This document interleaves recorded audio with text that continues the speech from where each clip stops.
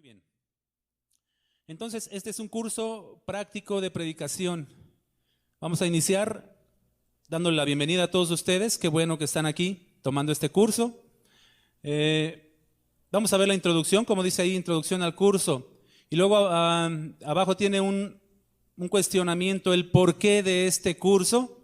Y dice así: este curso fue preparado y dispuesto debido a la necesidad que hay de predicadores expositivos en la iglesia. Nació primariamente por la necesidad que hay de obreros bien capacitados en este ministerio desde la cruz. ¿Qué quiere decir esto? Que nosotros nos damos cuenta de la necesidad de ministros, de obreros preparados para predicar que hay en la iglesia, no solamente en este ministerio. Aunque la raíz y la causa de este curso de predicación es preparar a ministros de aquí, desde la cruz, hicimos la invitación, hicimos extensa esta invitación, pusimos algunas carteles para que vinieran y muchos asistieron y eso nos da mucho gusto. Les damos las gracias por estar aquí, por haber atendido este llamado. Gracias por participar pues de este curso. Pero este curso, entonces, lo que queremos lograr es hacer predicadores expositivos, ¿ok? Predicadores expositivos. Abajo tiene una frase que compuse que dice así: el predicador es como un buen chef que prepara suculentos y nutritivos platillos, pero este chef también es el mandadero, el que va al mercado para conseguir lo necesario. Pero no solo esto, sino que también es mesero al servir el platillo. A resumidas cuentas, el predicador es mandadero, cocinero y mesero. Pero el que se lleva el reconocimiento es el dueño del restaurante. Así que si tú quieres ser un predicador, tienes que disponerte a ser un mandadero, un cocinero y un mesero y darle la gloria a Dios. Muy bien. ¿Por qué se llama DICE esta academia, este curso? ¿Por qué se llama DICE? El nombre de esta academia surgió del ejemplo de Esdras, capítulo 7, versículo 10. Vamos a esa cita para analizarlo un poquito. Esdras, capítulo 7, versículo 10. Vamos a ver por qué se llama esta academia DICE.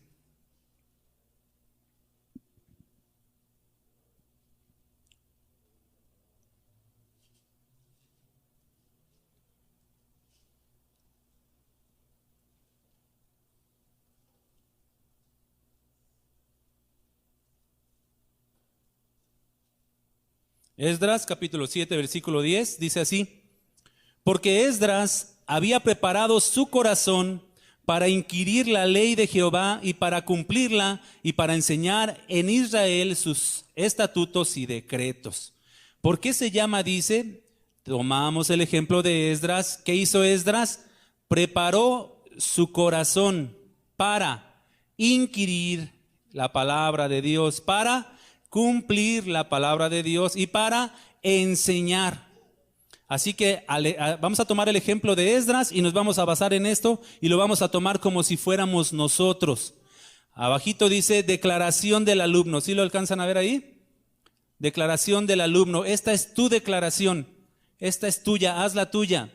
Así como Esdras, yo voy a disponer. Ahí dice abajito. Es correcto, preparar el corazón. Pero estamos viendo por qué se llama DICE este curso. DICE, disponer, inquirir, cumplir y enseñar. Esto es lo que quiere decir la D, disponer, inquirir, cumplir y enseñar. ¿Disponer qué? El corazón. Y ahí dice buena intención. Vamos a disponer el corazón. Si nuestra intención para ser predicadores no es la correcta, yo creo te invito, mi hermano, en verdad, a que ni lo intentes. Si tu intención para ser predicador no es la intención correcta del corazón, ni lo intentes, ¿verdad? Entonces vamos a disponer el corazón, vamos a disponer tiempo, vamos a disponer dinero y esfuerzo. ¿Por qué dinero? Porque nos va a costar comprar un buen diccionario, una buena concordancia, Biblias, herramienta para trabajar, porque es lo que necesitamos nosotros para escudriñar la palabra de Dios. un comentario. No son baratos los comentarios, aunque hoy en la actualidad hay muchos comentarios en la red de los que ustedes pueden disponer. Pero entonces vamos a disponer el corazón, tenemos que tener una buena intención, pero no solamente vamos a disponer el corazón, sino tiempo, dinero y esfuerzo. Inquirir, vamos a leer, vamos a indagar, vamos a averiguar, vamos a investigar, vamos a meditar que la palabra de Dios, esto es hermenéutica.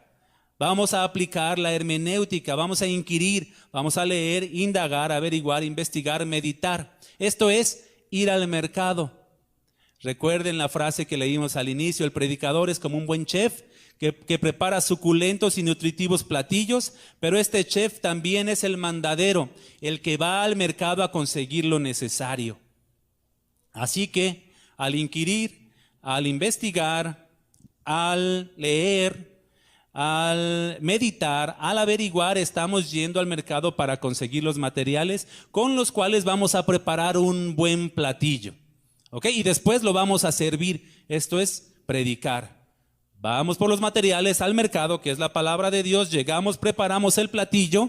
Una vez que queda suculento y nutritivo y delicioso el platillo, lo servimos como buenos meseros. Esto es entonces exponer el mensaje. Entonces disponemos el corazón, tiempo, dinero, esfuerzo, inquirimos, leemos, indagamos, averiguamos, meditamos. Esto es hermenéutica. Vamos al mercado, cumplimos, esto es importante, ser hacedores de la palabra, poner por obra, aplicar primero. ¿Se comprende esto, no? O sea, yo no puedo dedicarme a predicar si no empiezo a predicándome a mí mismo y incentivándome y comprometiéndome a cumplir lo que voy a enseñar.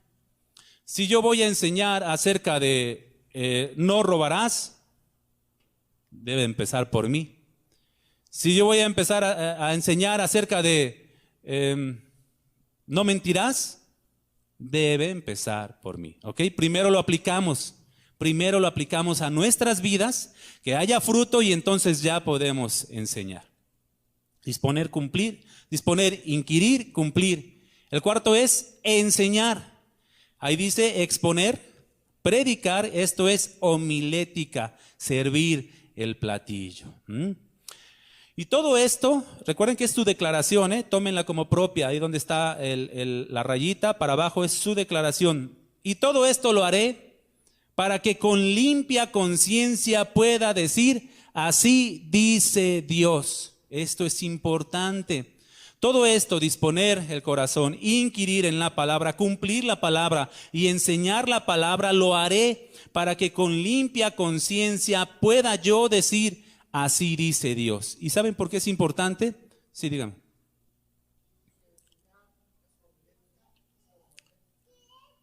Perdón. Corríjala ahí. Es que el Word me corrige las palabras y a veces no me doy cuenta. Corríjala ahí, homilética. Entonces, exponer y predicar es homilética. Esto es servir el platillo, ya disponernos a enseñar. Todo esto lo haremos o lo haré para que con limpia conciencia pueda yo decir, así dice Dios. Les digo por qué es importante. Porque en muchas ocasiones el predicador no dice lo que dice Dios. El predicador dice lo que quiere decir y solamente maquilla su predicación con algunos versículos bíblicos. Y esto es grave. El predicador debe de decir lo que dice Dios y tener la conciencia tranquila de decir, aquí dice así. Es más, hay ocasiones que ni al mismo predicador le gusta lo que tiene que predicar porque Dios da con todo, pero lo tiene que decir. Y para que con limpia conciencia diga, así dice Dios. ¿Ok? Entonces me esforzaré, seré diligente, procuraré hacer todas estas cosas, disponer, inquirir, cumplir y enseñar. Como Pablo encargó a Timoteo en segunda, a Timoteo vamos, 2, 15 al 16.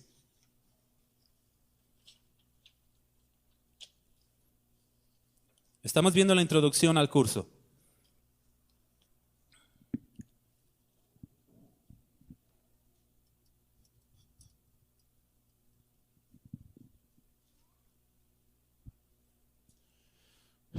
Dice esta porción, segunda de Timoteo, 2, 15 al 16. Procura con diligencia presentarte a Dios aprobado, como obrero que no tiene de qué avergonzarse, que usa bien la palabra de verdad, mas evita profanas y vanas palabrerías, porque conducirán más y más a la impiedad, a las cosas no sanas delante de Dios. ¿Qué vamos a procurar al llevar este curso, al aprender a predicar, al aprender a hacer sermones y sacar las verdades de Dios? Procura con diligencia presentarte a Dios aprobado como obrero de que no tiene de qué avergonzarse, con limpia conciencia, vamos a decir, así dice Dios. Que usa bien, que traza bien, que desglosa bien la palabra de verdad, mas evita profanas y vanas palabrerías, porque conducirán más y más a la impiedad. ¿En qué consiste? Ahí hay una pregunta, ¿en qué consiste este curso?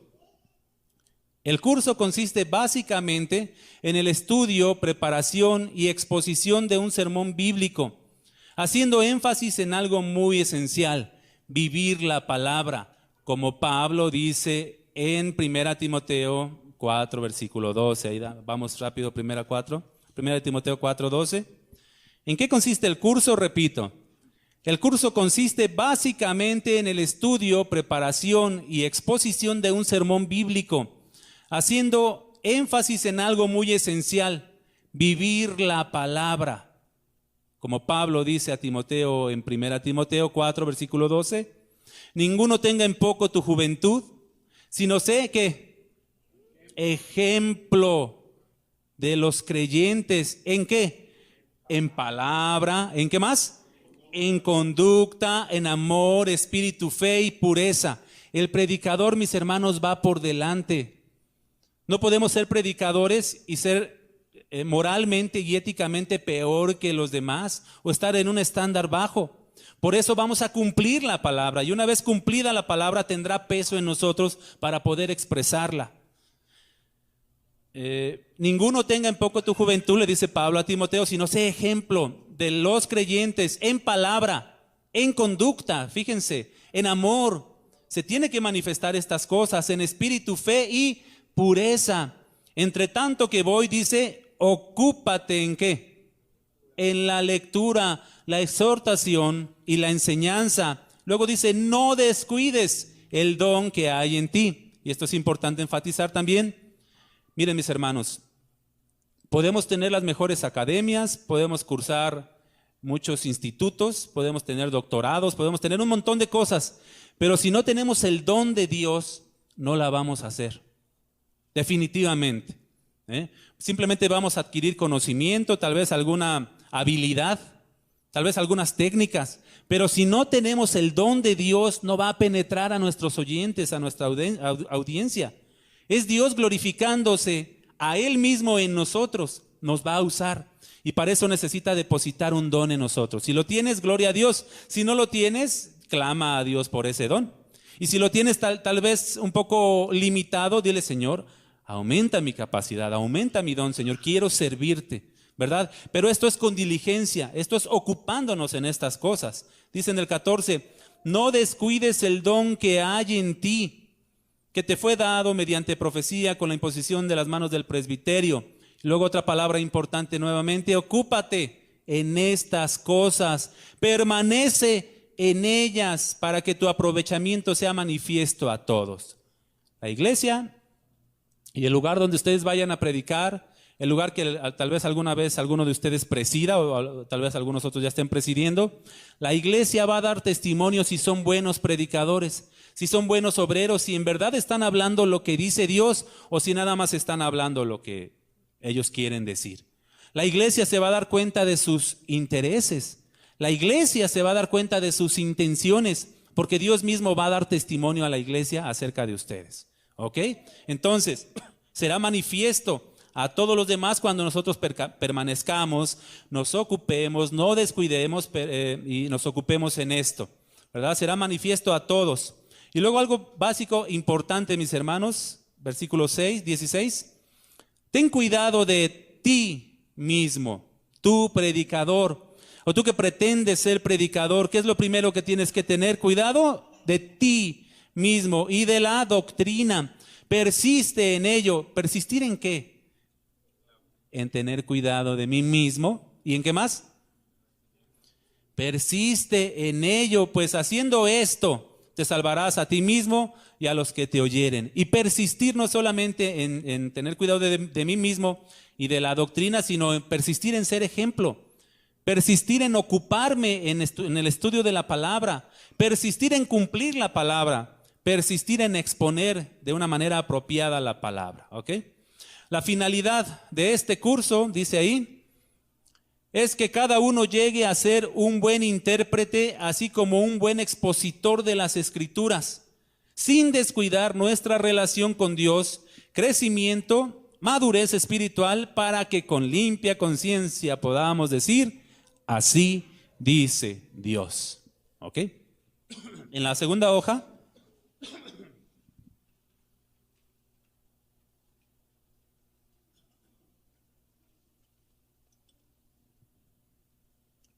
dice ahí, en este curso se estudiará la materia de hermenéutica y homilética de manera básica. ¿Por qué digo de manera básica? Porque no vamos a entrar en profundidades, en la raíz de las palabras y una serie de cosas y cómo se compuso y desde dónde vienen estas materias. Simplemente vamos a dar los principios básicos, ¿verdad? Vamos a dar los principios básicos de la hermenéutica y los principios básicos de la homilética para que ustedes puedan ser buenos exégetas, para que puedan extraer las verdades de la Escritura y las puedan presentar de una manera simple. ¿Qué es la homilética? Es el arte de la composición de un sermón, así como el arte de proclamarlo en público. O sea, ustedes van a aprender a trazar un sermón, ¿no? A trazar un sermón y van a aprender cómo proclamarlo en público. Incluso más adelante, unas 5 o 6 clases más, vamos a empezar a dar participaciones aquí. 5 o 10 minutos máximo, una presentación de cada uno de ustedes, ¿verdad?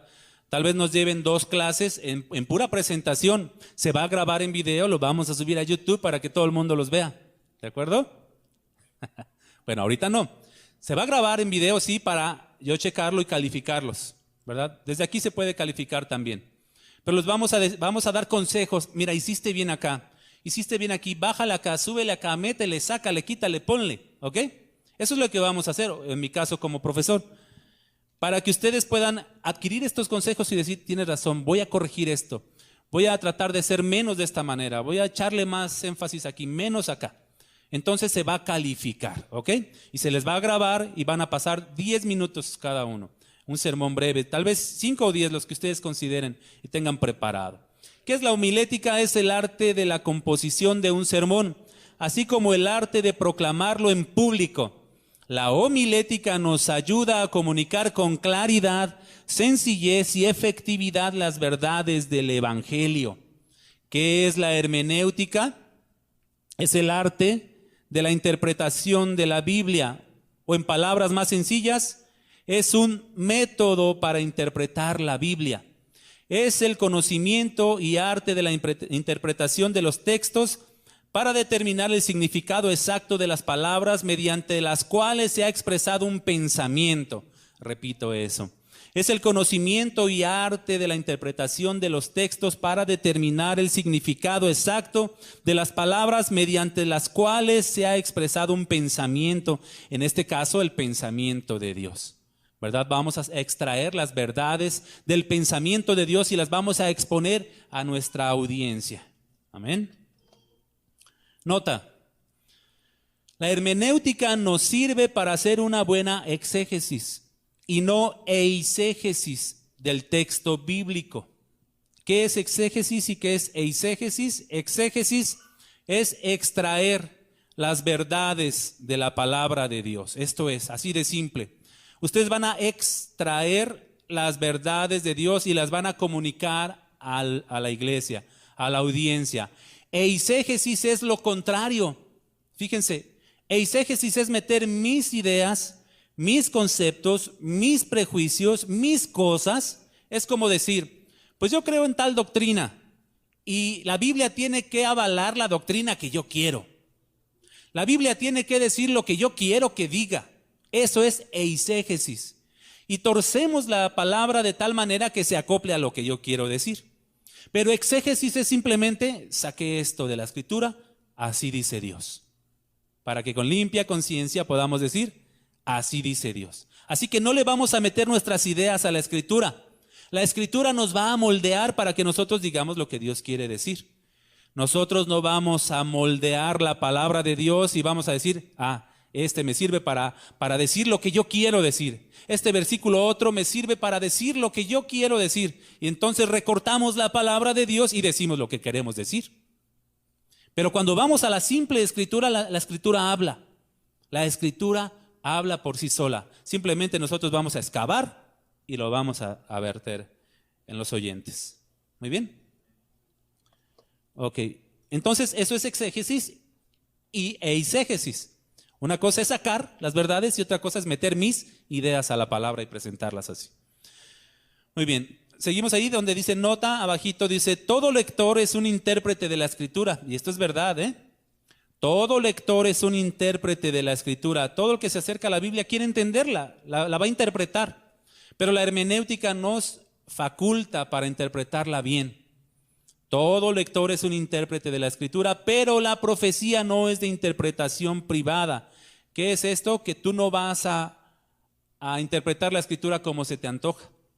Ya hay bases, hay principios y hay quien la interpretó hace mucho tiempo y nos debemos de basar en cómo fue interpretada. ¿Qué es esto? Por ejemplo, ¿recuerdan ustedes donde dice que la Escritura, toda la Escritura es inspirada por Dios? ¿A qué Escritura se refiere? Al Antiguo Testamento.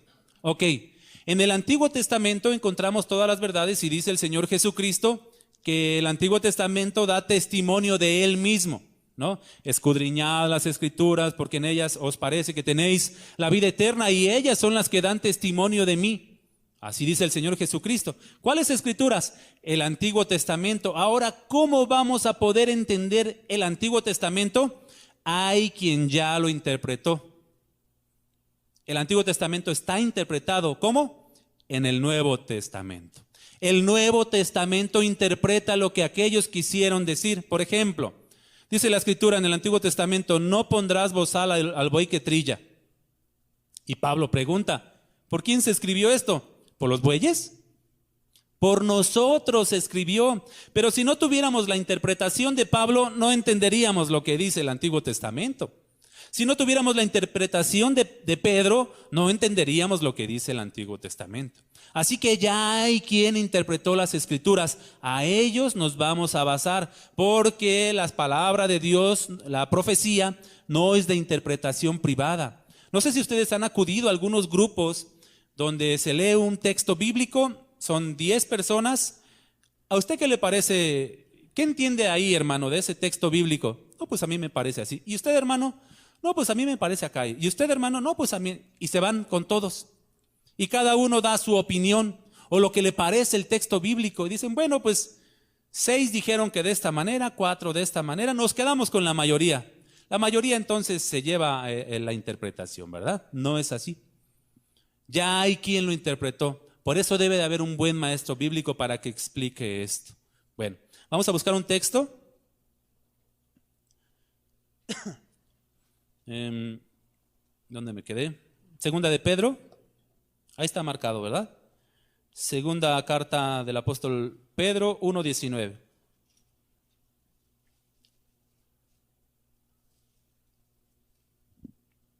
Les estoy dando las bases, mis hermanos.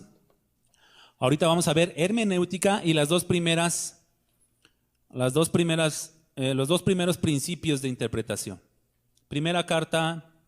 Segunda carta del apóstol Pedro 1, versículo 19, dice así: tenemos también la palabra profética más segura. ¿Cuál es la palabra profética más segura?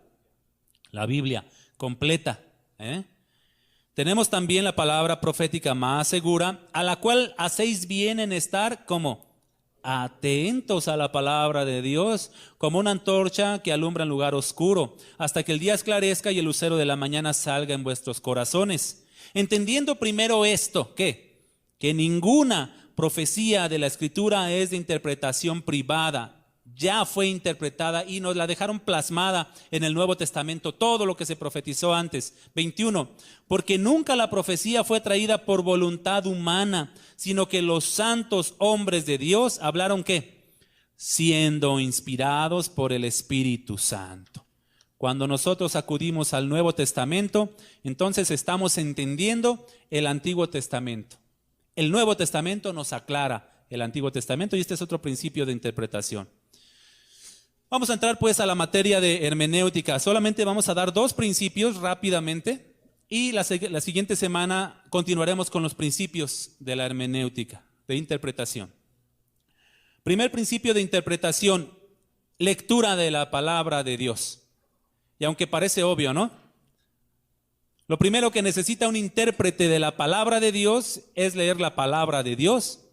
Suena obvio, ¿no? Pero no se crean tanto. Yo me he encontrado con personas que llevan mucho tiempo ya presidiendo una congregación y no han leído siquiera una vez la palabra de Dios completa. Y ustedes pueden decir, ay, exagera usted, pastor. No, no exagero, es verdad. ¿Cómo te puedes poner al frente de un grupo de personas sin que conozcas la palabra de Dios?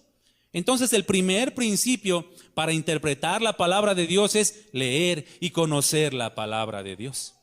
¿De acuerdo? Dice ahí, lo primero que necesita un intérprete de la Escritura es leer la Escritura. Si pretende ser un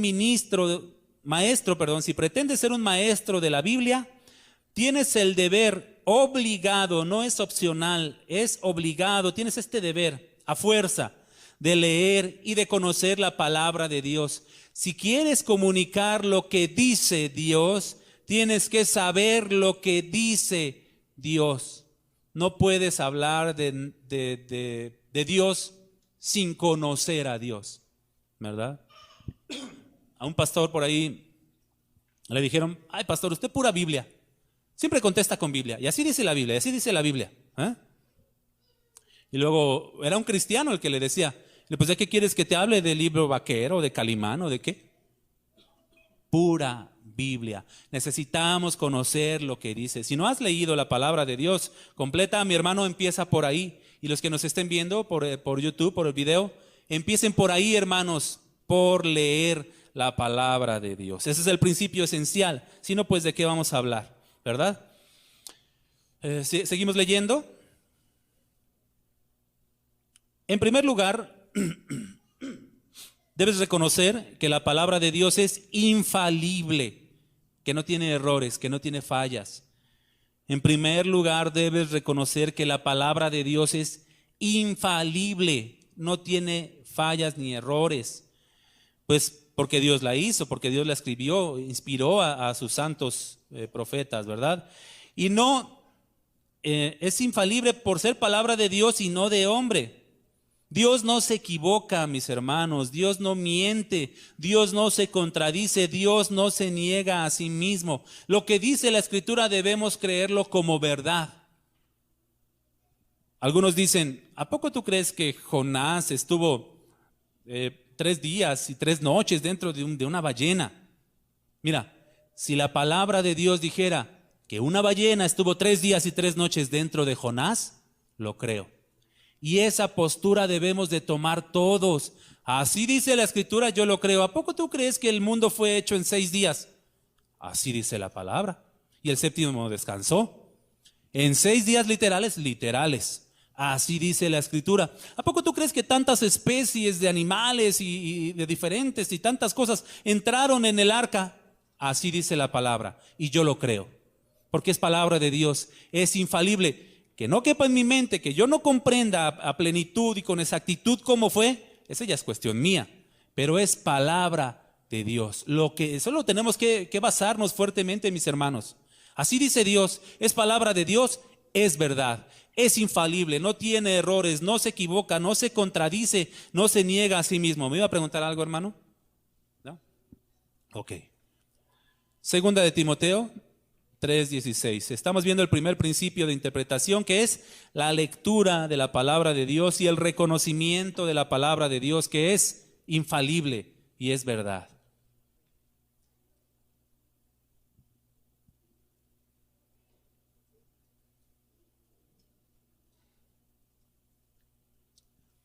Segunda de Timoteo 3:16 dice, toda la escritura es inspirada por Dios y útil para enseñar, para redarguir, para corregir, para instruir en justicia. Esta frase toda se refiere al Antiguo y al Nuevo Testamento. Bueno, en este caso se escribió, todavía no se hacía el canon del Nuevo Testamento. Se está refiriendo al Antiguo Testamento, pero nosotros entendemos que el Nuevo Testamento también fue inspirado por Dios, inspirando a los apóstoles, inspirando a los profetas de aquella época, de la iglesia primitiva. Toda la escritura, toda, Antiguo y Nuevo Testamento, es inspirado por Dios y útil para enseñar, para redarguir, para corregir, para instruir en justicia. Segundo principio de interpretación: hacer preguntas al texto. Yo sé que algunos que me lleguen a escuchar van a decir, pero el principio de la analogía de la fe, ¿qué? Ese lo vamos a ver la siguiente semana y es un poquito más amplio. Pero el segundo, desde mi punto de vista, principio de interpretación es hacer preguntas al texto. ¿Y cómo vamos a responder las preguntas que le hagamos al texto? Con la analogía de la fe. Tercer principio de interpretación que lo veremos la siguiente semana. Ok, ¿me ibas a preguntar algo? Vamos a hacer preguntas al texto. Ahí están las preguntas, miren. ¿Qué? Se refiere al suceso. ¿Qué pasa? ¿De qué me hablas, no? ¿Qué? ¿Quién? Se refiere a personas, o cuál, o cuáles. No lo anoté ahí cuál o cuáles, pero se puede aplicar. ¿Quién? Personas o persona. ¿Cómo? Es de qué manera, el modo. ¿Cómo? ¿Cuándo? Se refiere a tiempo. ¿Cuándo? ¿Qué día? ¿En qué momento? ¿Dónde? ¿En qué lugar? Se refiere al lugar. ¿Por qué? Se refiere a razones. ¿Para qué? Se refiere al objetivo. Le vamos a hacer preguntas al texto y ahí apunté un texto donde vamos a hacer un ejercicio breve para que ustedes ya empiecen a adentrarse. Por eso es curso práctico, porque rápido vamos a empezar a hacer ejercicios y a practicar con lo que vamos aprendiendo. Hechos 2, versículo 4.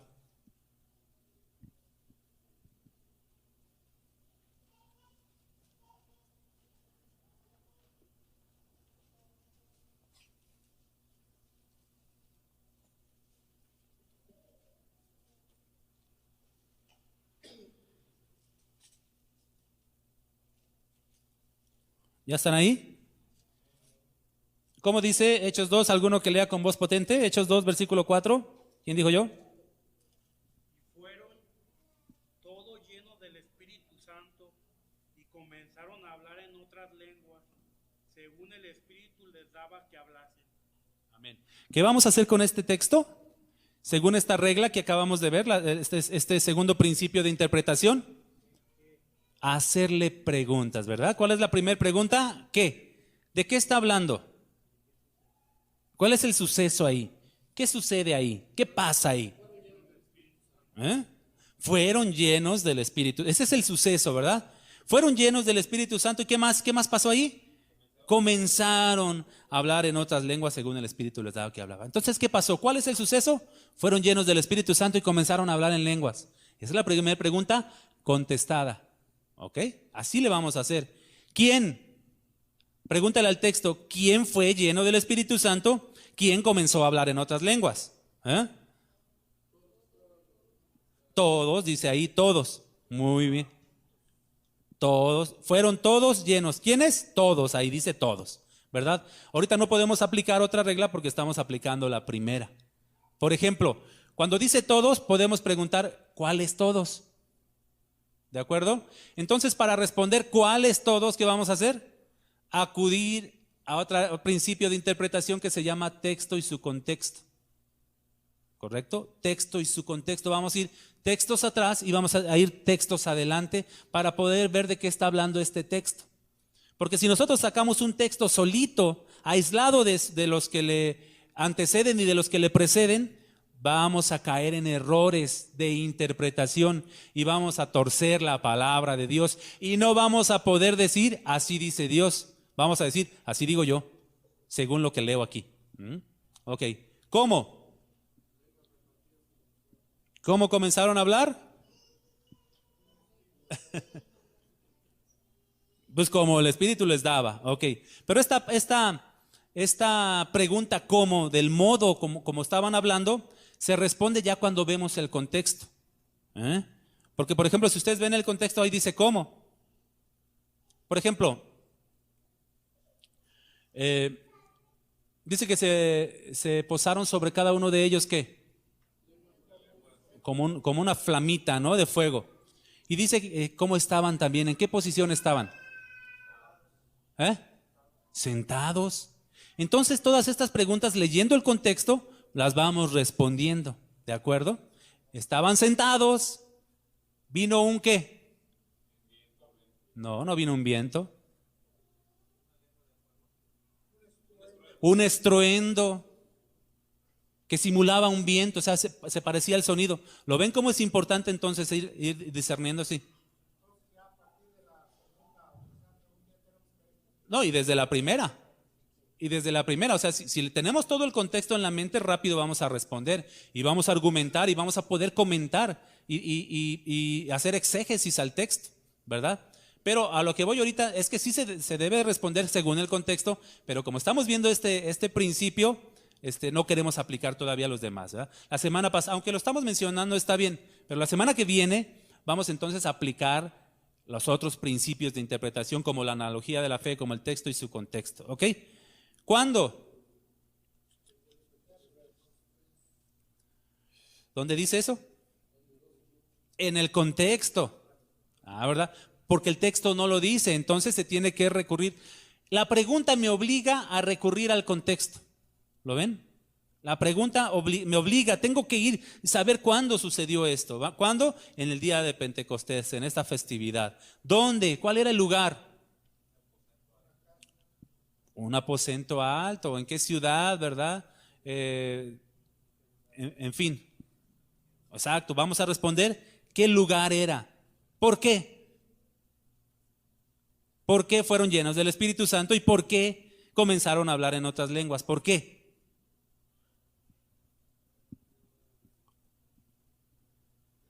Porque el Espíritu Santo vino. ¿Por qué fueron llenos del Espíritu Santo y por qué comenzaron a hablar en otras lenguas? Porque el Espíritu Santo vino a ellos. El Espíritu Santo viene a las personas, se llenan y comienzan a hablar en otras lenguas. ¿Ok? ¿Para qué?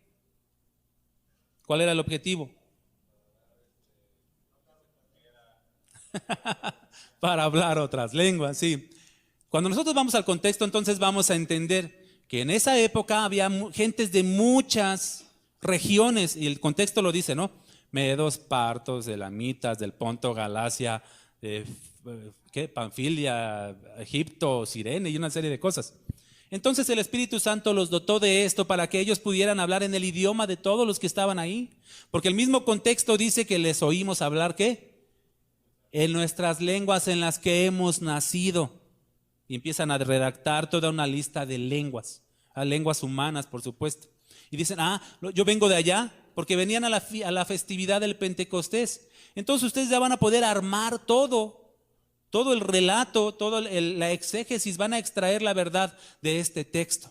Pero si ustedes no aplican las reglas, ni las preguntas, ni se van al texto, al contexto, a la analogía de la fe, van a torcer la palabra de Dios. Hay que respetar, vamos despacito, vamos primero con estos dos principios, que es ¿cuál? El primero, lectura.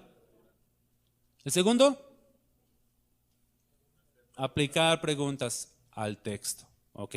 Cuando las preguntas ya no nos las responde el texto, vamos al contexto. Amén. Muy bien. Ya terminamos, mis hermanos. Ahí abajito dice tarea. Cada uno de ustedes va a escribir en una hoja las respuestas. Van a seguir preguntando. Esto se les va a quedar de tarea. Ese texto, ¿verdad? Van a hacer un breve comentario acerca del texto. ¿Les parece bien? ¿Lo pueden hacer? No es complicado, ¿verdad? No, usando el contexto. O sea, por ejemplo, cuando dice cuándo, el texto no nos responde, ¿verdad? Entonces tenemos que usar el contexto. Cuando dice dónde, el texto no nos lo responde. Tenemos que usar el contexto. ¿Dónde podemos ir? En el aposento alto, en Jerusalén, no sé. ¿Dónde está? En el mundo, en la Tierra, en el planeta Tierra, en este universo, en esta galaxia. Bueno, ya exageras, ¿no? Pero es verdad, de todos modos estaban ahí. Bueno, entonces, ustedes mismos van a hacer esta tarea. Vamos a ejercitarnos ahorita, vamos despacito. ¿Qué es? Escribir en una hoja las respuestas a las preguntas que le van a hacer al texto, este mismo texto, Hechos 2:4. Y en otra hoja van ustedes a escribir los motivos de por qué quieren aprender a predicar, o los motivos de por qué quieren ser predicadores. Como lo vimos al inicio, Esdras se dispuso su corazón, disponer, inquirir, cumplir y enseñar. ¿Cuántos no estaban cuando explicamos lo que significaba, dice? ¿Nada más usted, hermano? ¿Alguien más? Lo repetimos. ¿Por qué se llama esta academia? Dice, porque nos basamos en el texto de Esdras 7, versículo 10. Sí fue así, ¿verdad? Donde Esdras se dispuso a inquirir y a cumplir y a enseñar la palabra de Dios. Así de simple, ¿verdad? Vamos a disponer el corazón, tener una buena intención. Entonces al inicio les dije, si tú no tienes una intención loable, honesta, de servir al Señor, para ser un predicador, ni siquiera lo intentes. Lo mismo sucede con un pastor. Si un pastor no tiene la intención de amar a las ovejas, de cuidar al rebaño, de servir al Señor, de servir hasta de tapete para que te pisen, entonces no intentes por ningún motivo ser pastor.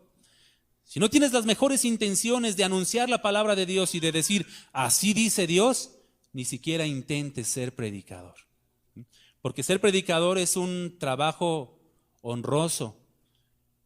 Yo creo que es un trabajo de los más elevados en este planeta. Imagínense, somos embajadores de Dios. O sea, yo me comunico con Dios y les digo lo que dice Dios a través de su palabra, porque es la única manera. Entonces este es un trabajo, en verdad, de mucho valor, ¿ok? Vamos a apreciarlo así, vamos a verlo así. Anoten sus intenciones. ¿Por qué quiero aprender a predicar? ¿Por qué quiero ser predicador? Pongan ahí. Y traten de hacer exégesis en ese texto, en otra hoja. ¿De acuerdo?